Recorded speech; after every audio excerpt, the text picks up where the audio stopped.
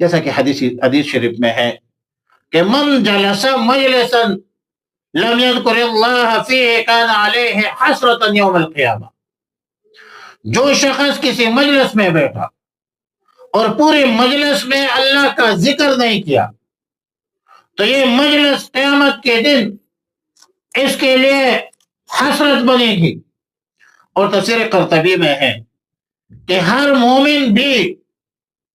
مومن کو بھی بروز قیامت اپنے عمل کے کمی کوتاہی پر، غبن پر، خسارے پر احساس ہوگا، اور قیامت کا دن یوم التغابن ایسا ہی ہے۔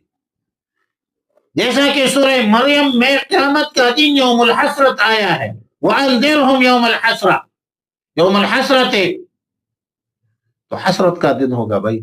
قیامت کو یوم الحسرت کہتے ہیں، یوم الجمع کہتے ہیں، یوم التغابن کہتے ہیں۔